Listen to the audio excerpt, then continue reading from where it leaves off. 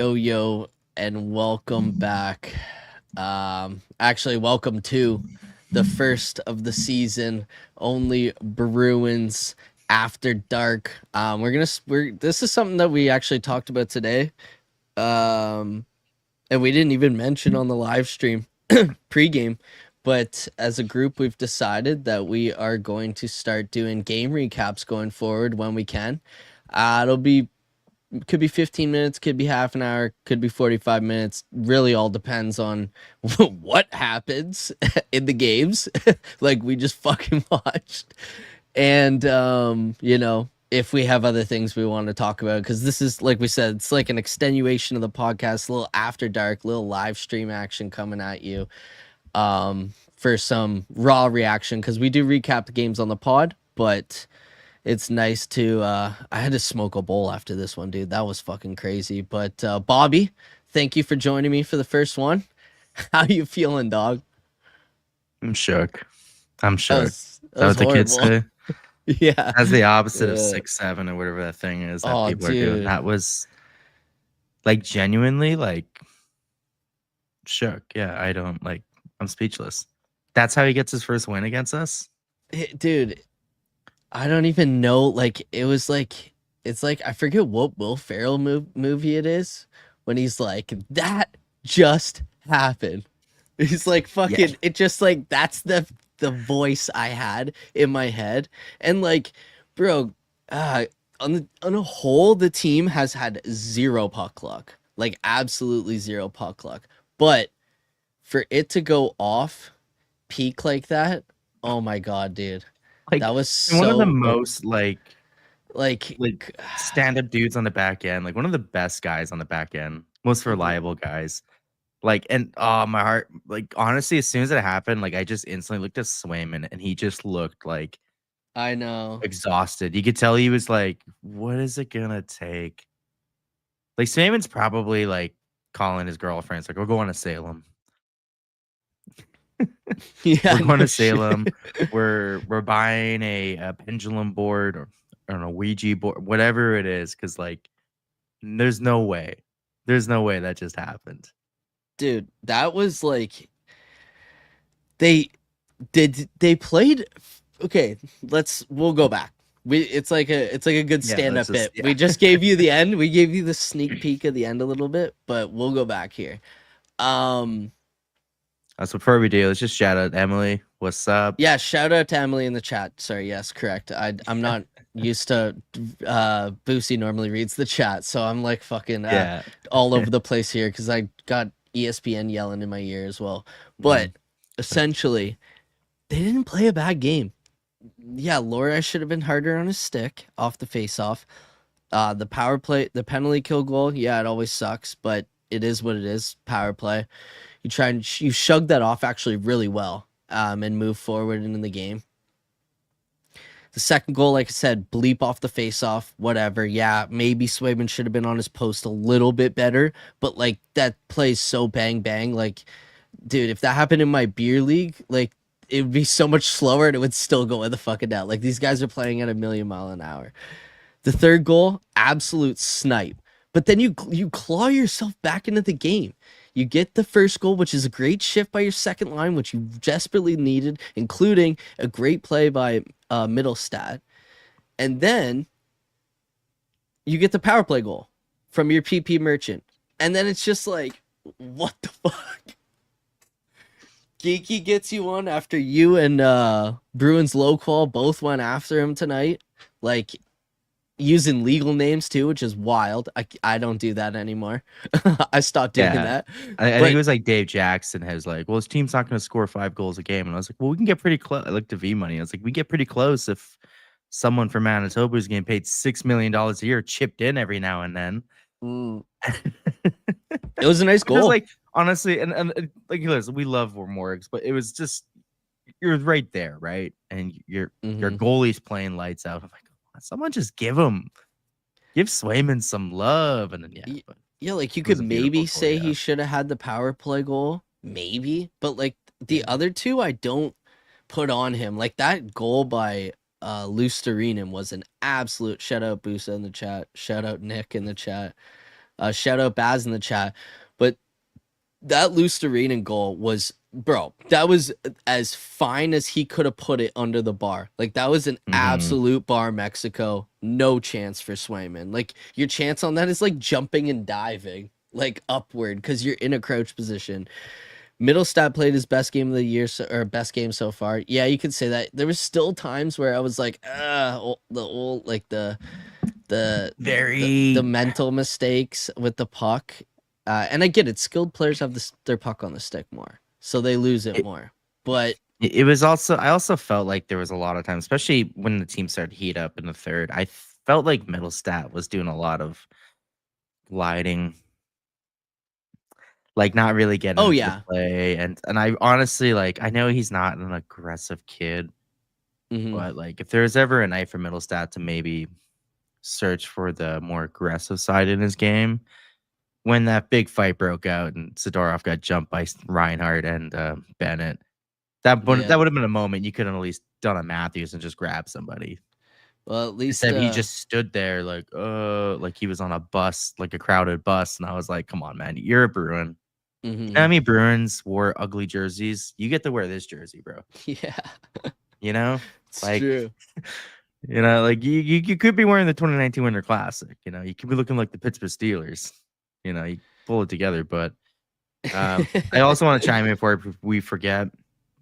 Yeah. Listen, I know Laura got dog walked. Like, yeah, that was a tough game. That was a green jacket game. Here's the thing. Throughout this season, especially with the Bruins, like from the other games I watched, low key, we don't know what it means to be offside or what it means to be onside anymore. We don't know what goalie interference is, and it's slowly but surely the new trends coming up. What can you do with your stick, and what can you not do with your stick? Because I think he overthought it. I think if he thought he was a little more aggressive on Lusterinen, if he even just grabbed that stick down with his, it would have been. I thought about that too, because Ferraro said another play where Lori gets outmanned, and I was like, maybe physically, but like, what is he supposed to do? Pull him down? Like, you know what I mean? Like, that's the other play, is like trip him or hook him, and maybe it's the smart play because you go in the box, but like, I don't know if you want to go to the box against this team again. Like, you know what I mean? Like, there's a lot of he's already getting yelled at for other stuff. So, like, you know, it's in the back of his head, like, oh, do I get a penalty here? Do I not? Because, like, McAvoy would have probably just taken him down and taken the fucking penalty. But, like, I get what you're saying. Like, there's both sides of thinking here. Like, yes, Lori didn't have a good game, and he got sat for it. Is what it is. Yeah. That's what happens. You have to learn from your mistakes. Zadorov played great tonight, by the way. Fucking guy's been phenomenal this year. What a good contract. Oh my god, he had a few different times there. I was like, he's gonna score, dude. He's flying when he gets jumping like a gazelle, flying through the air, like when he's skating down the ice. Oh, it's so fucking nice. But Laura, he sat for it. You know, like he and he got put back on a couple times. Harris was in his spot a couple times. But he's going to learn from these mistakes. But it, like, the first one, yeah, bro, you got to have that puck. And the face-off dot, that's on you. You got to have that puck. The second time's like, all right, there's, like, it's a bouncing puck. It's 50-50. It didn't go your way. You probably would have had to take him down. But you still got to sit because of the first one, is how I took that. Which I like. I do want to jump on Emily's comment. By the way, Emily, who's a co-host... Yeah, gotta do a shout out here. Co-host of Pucks and Power Plays. She does that with Liz. It's a great little fun podcast. I think they do it live. Yep. Wish I remember all the details. I'm sorry. But yeah, check it out. Great show. But as she points out here, Swayman's had some terrible puck luck.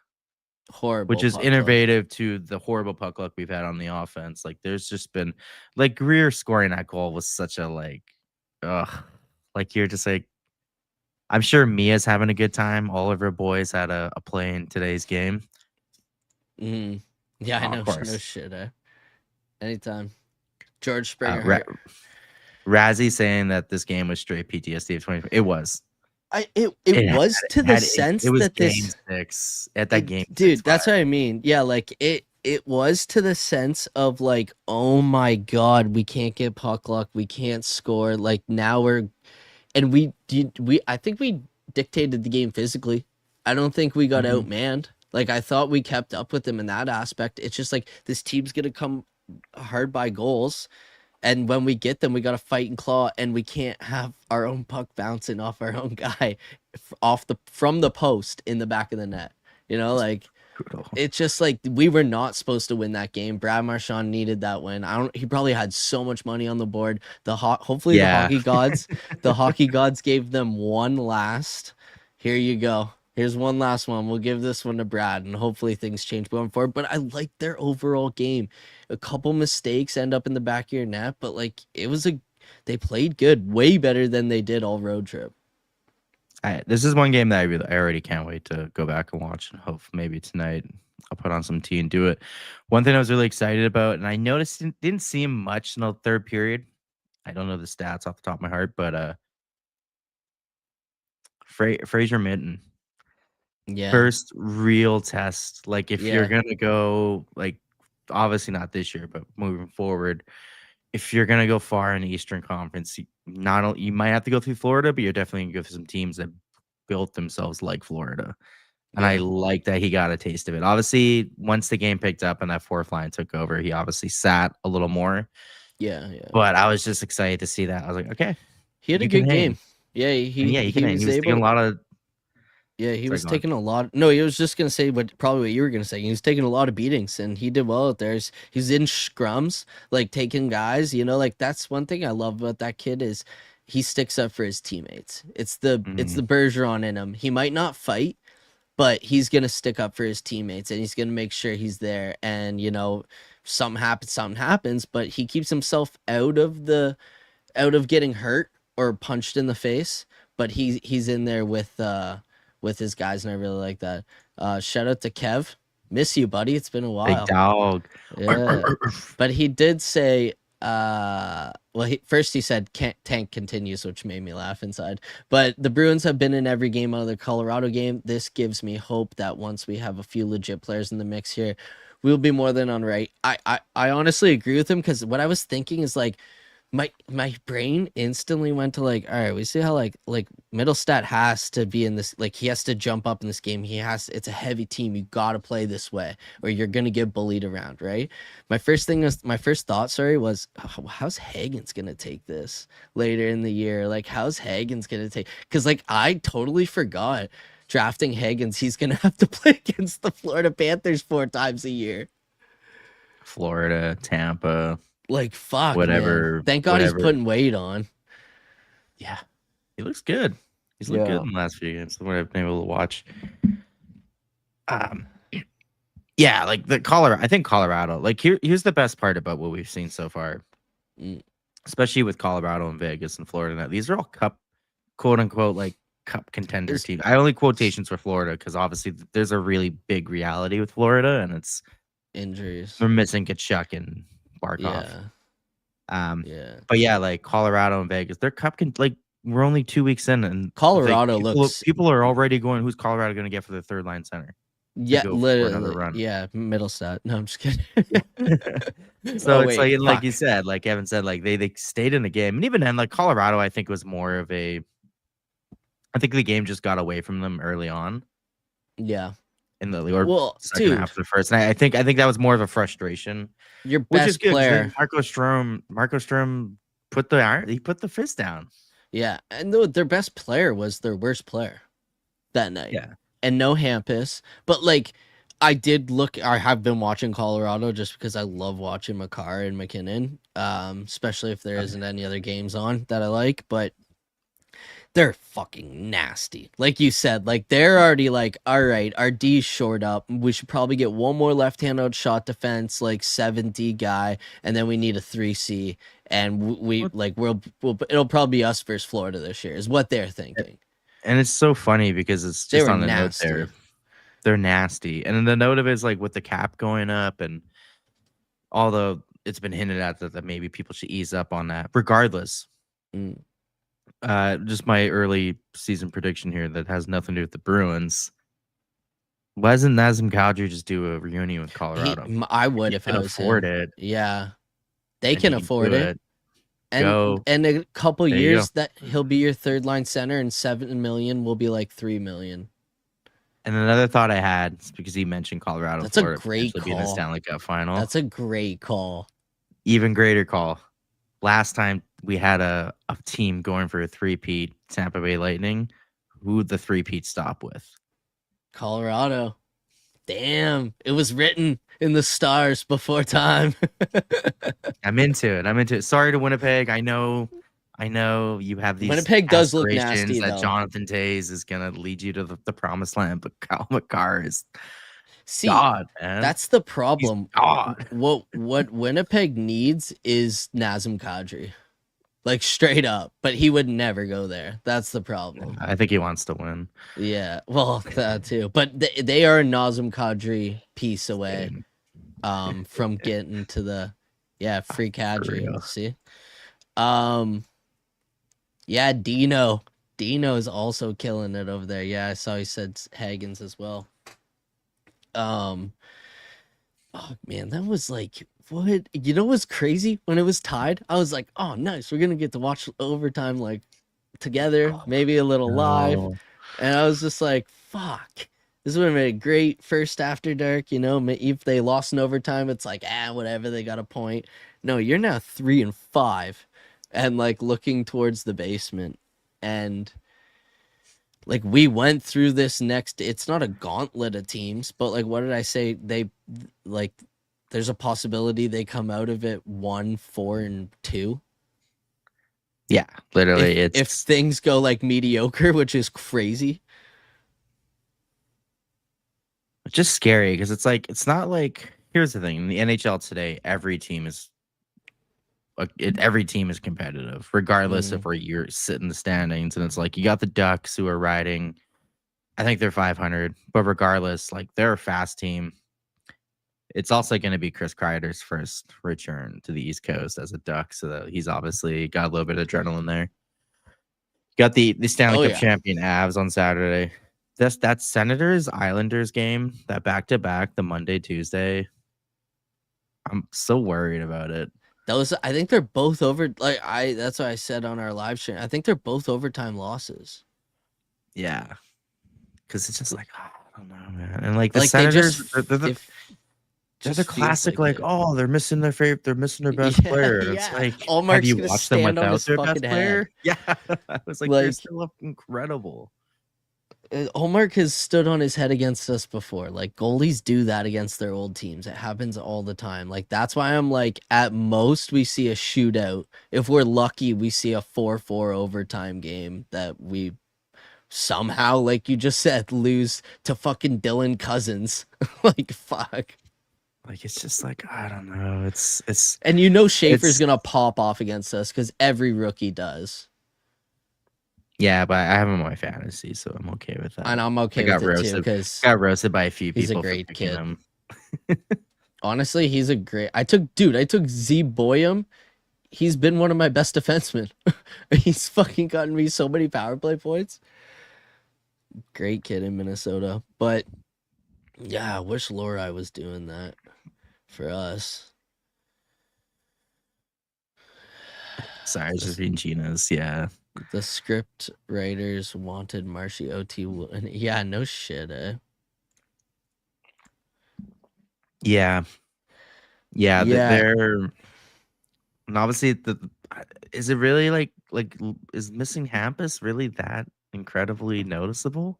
Yeah, I think it is because like Chucky's not the fastest. I'd say Lori's a bit faster than McAvoy on that pairing, and like Pete, God help his soul, he can move out there, but like he chugs along a little bit. Yeah, and fucking Yoki Haru's skating like he's rowing out there. I mean, he did beat that. I did see that. I was like, okay, I did see that. I was like, okay, I'll lay off a little because that was going in the back of the net. But yeah, and obviously slow. Not it's obviously away from Kevin's point. The defense, we'll circle back to it, but just before I forget, Marchand might be the biggest Boston Bruins fan in the league.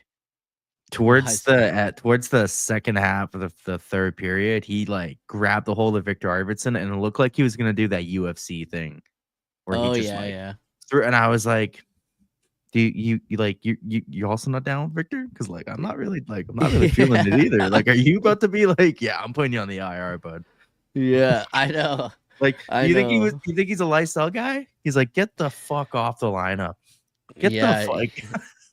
I know he probably did, dude. I saw that too because I was like, "Holy shit!" I thought he was gonna get him. This at the corner of the screen, and I was like, oh, he's about to fucking LTIR. Here we go. But obviously, that nothing I know. happens. No, and that's the thing. Like, as much as Middlestat and Arvidsson had a good game, I'll give them that. They did have a good game. There was times where I was like annoyed, but like overall, it wasn't as bad as it's been. It was a lot better tonight. They played a respectable game, is what I'll say. I'm still watching them, and I'm like, you're telling me Poitras and Lysell couldn't do this?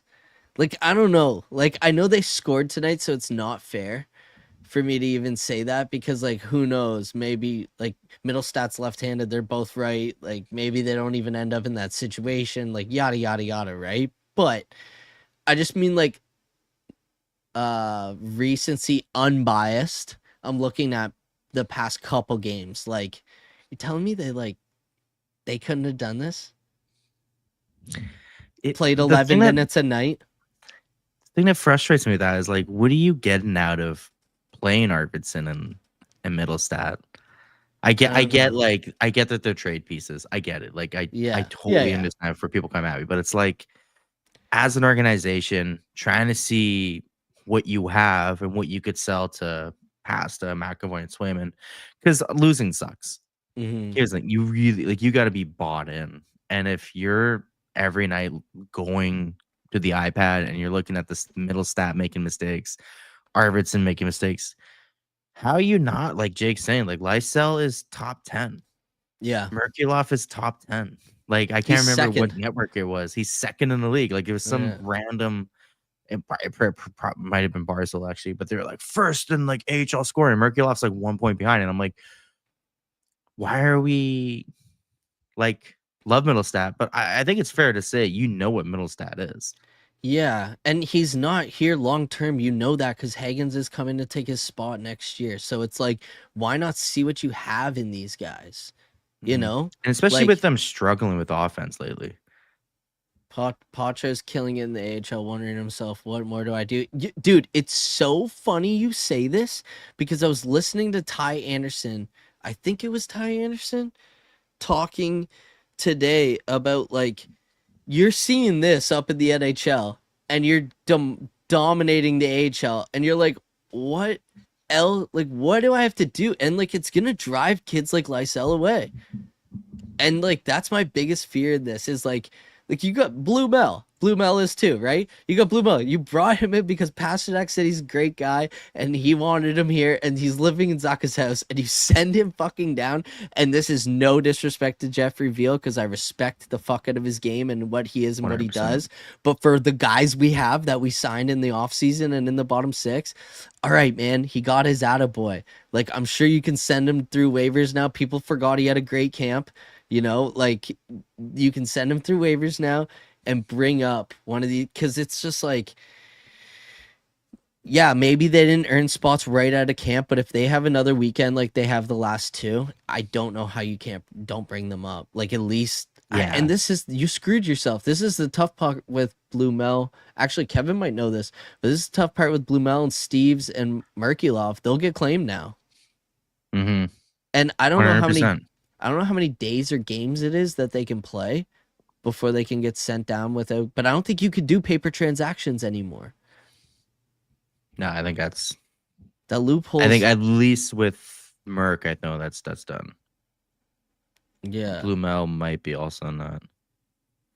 No, yeah, Blue Mel and Merkulov they need waivers now. They need waivers, yeah. Yeah. Can we touch on Baz's comments with Beecher here? Because I don't. He's in the same spot as Poitras and Lysell, except he's with the big club. Dude, imagine what he thought this summer after he extended. And he's like, what? You brought who in? Like, all right, they're great guys. I'm happy to learn from Crowley, but like 2 years? Like, you know what I mean? Like, it's just like, what the fuck is he thinking? Like, he was your first round pick that you spent years developing into exactly what you wanted him to be, and now he's And not good he's enough. that. I know, Yeah, like it's he's just that. like, Like I don't.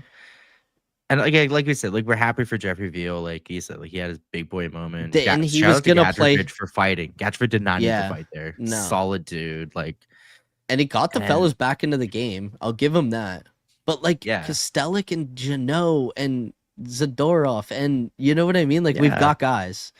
And Beecher can fight. Beecher probably can't handle his own against Gadrovich, but like Yeah, he could probably everyone go. forgets, like in Beecher's first game, he fought Jason Dickinson. Oh yeah, he did. After that, he hit that guy from behind. I remember that. Yeah. So But it's like he's not scared, dude. He's a very solid. Like I know you have Corrali. That's a hard fourth line center to replace, but like if you the got only, like but see, this is my theory on this, or not theory. This is what I guess I just have to say about this. I don't think tonight hurt Beecher's chance, or I don't think tonight hurt Beecher from being in the lineup against the Ducks. I do think true, tonight, I do think tonight hurt Husnudinov getting back in the lineup for the Ducks. Though those are two separate things, but like the second line, you gotta keep play them like they did tonight again and hope that it sparks something. But like you're taking Veal out for Beecher next game, no questions asked. But just to chime in quick fast for the Ducks, I'm just gonna read you the Ducks center depth. They have Leo Carlson, Mason McTavish, Michael Granlund, and Ryan Poland. Yeah. Very sneaky good center. Like yeah, you're gonna sneaky.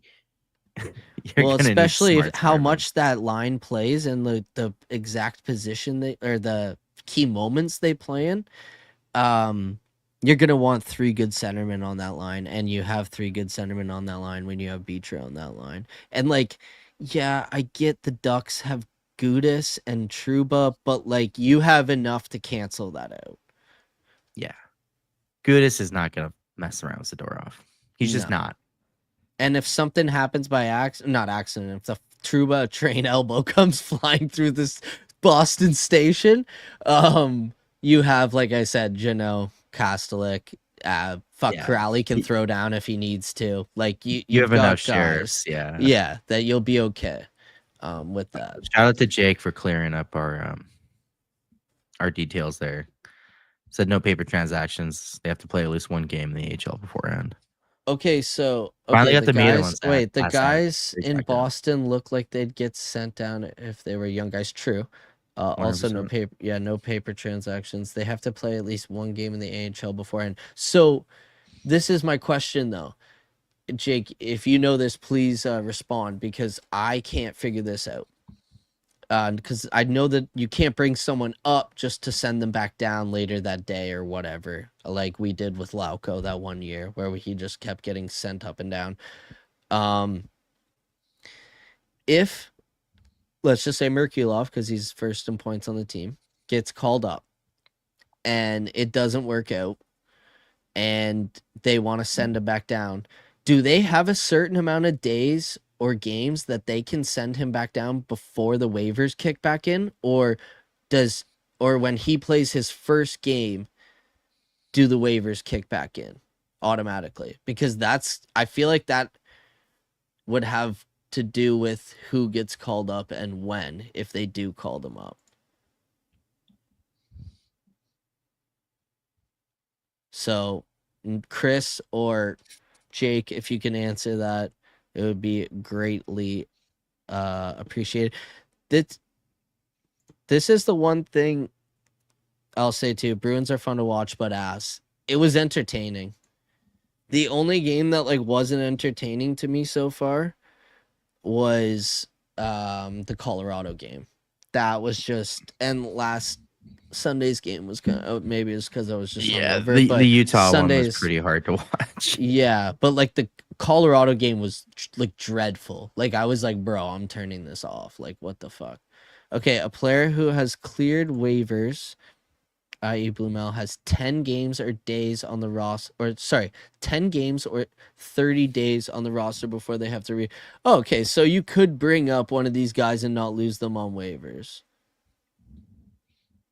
Okay, well that changes everything. Fucking bring Merkulov off, or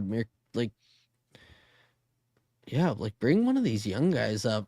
instead of Veal and just see what happens. I maybe wait till after this weekend. I don't know. Like maybe you don't want to have them up for Carolina and Colorado, and maybe you want more of a veteran lineup, but you gotta start seeing what you got in some of these kids, especially if they continue to play like they have been.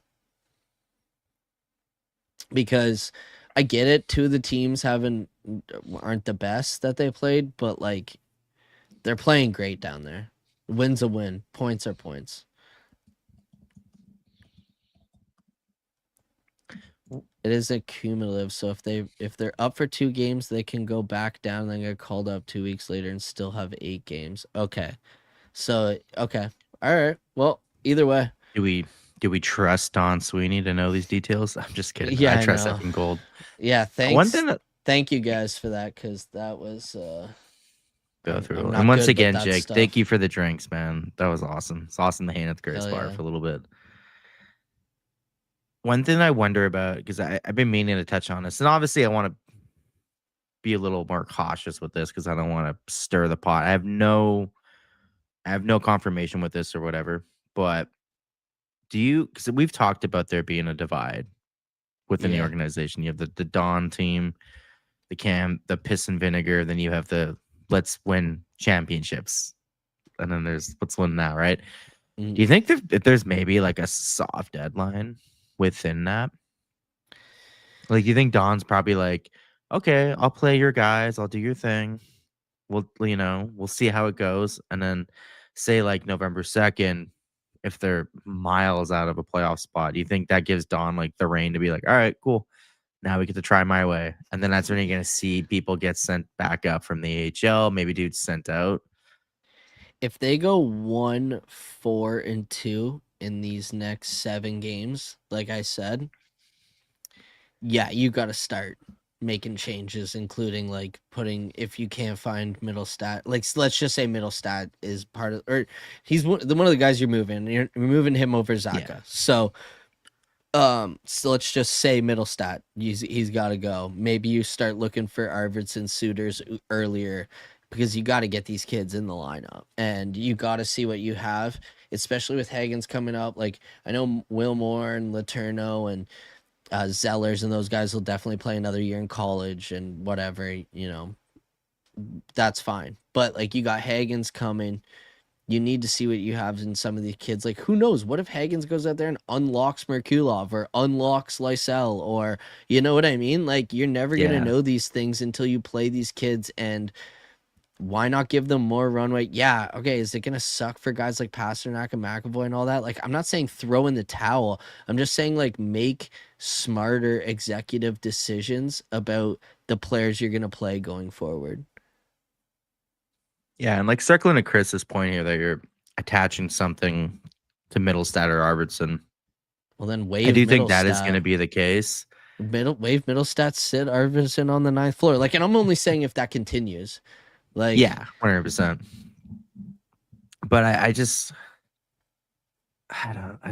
don't know. Like, I'm not down to attach picks to offload players, but 100% I'm comfortable with retaining money to move off from players. Yeah, if you're getting Magic Eggs back, then obviously a low retainer. But if you're getting a prospect or maybe an NHL ready player who's not fitting in their environment, then maybe retaining money to pay Middlestat to play elsewhere is not a bad thing. It's tough because I'd retain 50% on Arvidsson. I think that's part of the plan. Mm-hmm. Like, if it doesn't work out, we'll retain 50% on him and bump the pick up essentially, or whatever you get for him, the value up a little bit. Middlestat, I wouldn't want to retain more than $1 million, but I would retain. I'd make it an even $5 million if it meant you getting something of a decent value back. Like, if you're, like you said, like that, let's just say, that kid Othman who's struggling in New York. Yeah. This is just This is just an example because he's the first person that came to my mind. But like a prospect like that, or like you said, like an NHL, if you're getting that or like a second for Middleton or third, I'd even take that at this point. Mm-hmm. Like, I'd if you're just gonna get a fourth, wait till the deadline, hope someone overpays, and if not, just dump him at the end of the season or the draft or something. Somebody will take a flyer on 1 year of Middleton. Then it's easier to eat the money too. But yeah, I don't know. It's gonna be It's just interesting. tough, right? Because like I'm with you. I want to see the kids play. I think the more experience, the better, especially if you're gonna write off this season pretty early. Mm-hmm. But it's just so tough because there's so many teams that just get boneheaded and dumb and they get desperate. Like, Oh look at yeah, Calgary. If Calgary can keep up decent goaltending that they had last year, they can't tank. yeah. Oh yeah, They like literally Dustin Wolf's not gonna allow them to tank. And if you're within grasping reach of a wild card spot and you're trying to pay off an arena that you're yeah. getting in 2 years, that ticket money that you're getting, even if it's just for 2 games and you get absolutely dusted by Mm-hmm. the Vegas Golden Knights, that's still like probably Calgary, like is like Toronto generates like 7 million a game. That's probably like Yeah. 3.5. So you're probably getting 7 million. Like Oh that yeah. probably pays for the Wi-Fi in the new arena for the next decade. You know what I mean? Like, and it's like Yeah. that's where I start thinking about like Casey Middlestat and like Arvidsson, like LA. If they start sneaking that spot, they're gonna get scared. Oh, we need offense. Who knows their offense better than? Oh, I know he's having a second year slump, but it's only October. Um, like LA, like if they start getting close, like what if they're like, who knows Edmonton's offense better than Victor Arvidsson? Yeah. Oh You know what I yeah. mean? Oh And yeah.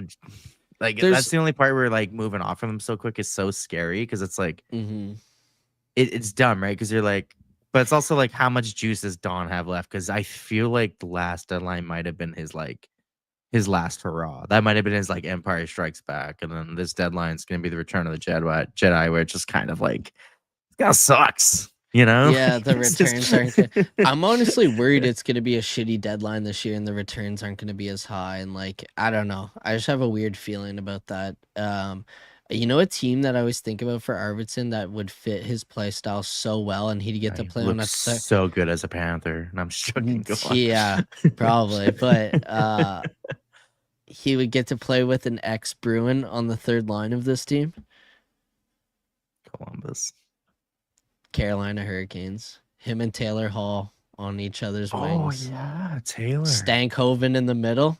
It'd be a smaller line, but dude, Arvidsson plays like every shift like he's a Carolina Hurricane. I don't know what that's the best way I could explain it. Like he's just like runs around aimlessly and just like he's like skating faster. His legs are trying to move faster than he can skate, but he is pretty fast and he played better in tonight's game. But Kevin says something we won't get anything for guys sitting on the ninth floor.